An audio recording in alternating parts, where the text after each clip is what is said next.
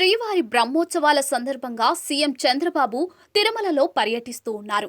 శుక్రవారం సాయంత్రం కుటుంబంతో సహా తిరుమలకు చేరుకున్న ఆయన శ్రీవారి వార్షిక బ్రహ్మోత్సవాల నేపథ్యంలో స్వామివారికి పట్టు వస్త్రాలను సమర్పించారు. అనంతరం స్వామివారిని దర్శించుకుని ఇవాళ ఉదయం వకులామాత వంటశాలను కూడా ప్రారంభించారు.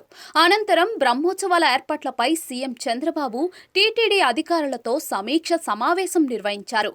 ఈ సందర్భంగా ఆయన మాట్లాడుతూ తిరుమల పవిత్రతను కాపాడతామని భక్తులకు హామీ ఇస్తున్నానని స్పష్టం చేశారు. శ్రీవారి లడ్డూ ప్రసాదాన్ని ఎవరూ డూప్లికేట్ చేయలేకపోయారని అన్నారు. ఎవరు ఎన్ని విధాలుగా ప్రయత్నించినా కూడా ఆ రుచి రావడం అసాధ్యమని తెలిపారు. తాము అధికారంలోకి వచ్చిన తర్వాత శ్రీవారి ప్రసాదాలు పరిశుభ్రతలో చాలా మార్పులు వచ్చాయని పేర్కొన్నారు. శ్రీవారిని తలుచుకుని ఏ పని మొదలుపెట్టినా విజయవంతం అవుతుందనే నమ్మకం భక్తులతో పాటు తనలోనూ ఉందని తెలిపారు. ఇక నుంచి వీఐపీ బ్రేక్ దర్శనాలపై పరిమితిని విధిస్తామని, దేశం నలుమూలల నుంచి వచ్చే సాధారణ భక్తులకు ఫస్ట్ ప్రయారిటీ ఇవ్వాలని టీటీడీ అధికారులకు సూచించారు. భక్తుల సూచనల మేరకే చర్యలు చేపడతామని సీఎం చంద్రబాబు అన్నారు. ఇక్కడ వెంకటేశ్వర స్వామి మహిమ కూడా ఉంది. ఏది నడిపించినా వెంకటేశ్వర స్వామి నడిపిస్తాడు. మనం నిమిత్త మాత్రమే. ఆయన ఒకసారి తలుచుకొని ఆయన పేరుతో మనం ఏ పని చేపట్టినా అది ఆయనే సుజావుగా జరిపించే పరిస్థితి వస్తారు. అది నా ప్రగాఢమైన నమ్మకం, విశ్వాసం. అందుకే నేను నిద్రలేస్తే ఎప్పుడైనా సరే నాకు ఏ కష్టం వచ్చినా ఆయన ఒకసారి తలుచుకొని దానిపైన నిర్ణయం చేసుకుంటాను.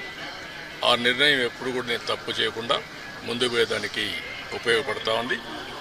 ఇక్కడుండే వాళ్ళు కూడా ప్రతి ఒక్కరూ ఇక్కడ పనిచేసే వాళ్ళు కానీ వచ్చే భక్తులు కానీ పవిత్రమైన భావంతో మీరు ఇక్కడ ఉండాల్సిన అవసరం ఉంది. మీరు పవిత్రంగా ఉండడమే కాకుండా దివ్యక్షేత్రాన్ని పవిత్ర క్షేత్రంగా శాశ్వతంగా ఉండాలంటే భక్తుల్లో ఆ భావన రావాలి, మేనేజ్మెంట్లో ఆ భావన రావాలి, శ్రీవారి సేవకుల్లో ఆ భావన రావాలి. అందరం కలిసి మళ్ళీ దీన్ని ప్రపంచంలో ఉండే హిందువుల మనోభావాలకి ప్రతిబింబం వెంకటేశ్వర స్వామి టెంపుల్. అందరూ కూడా ఇక్కడ ఏం జరిగినా కూడా ఆలోచిస్తూ ఉంటారు. ఇక్కడికి వచ్చినప్పుడు ఎక్స్పీరియన్స్ చేస్తారు.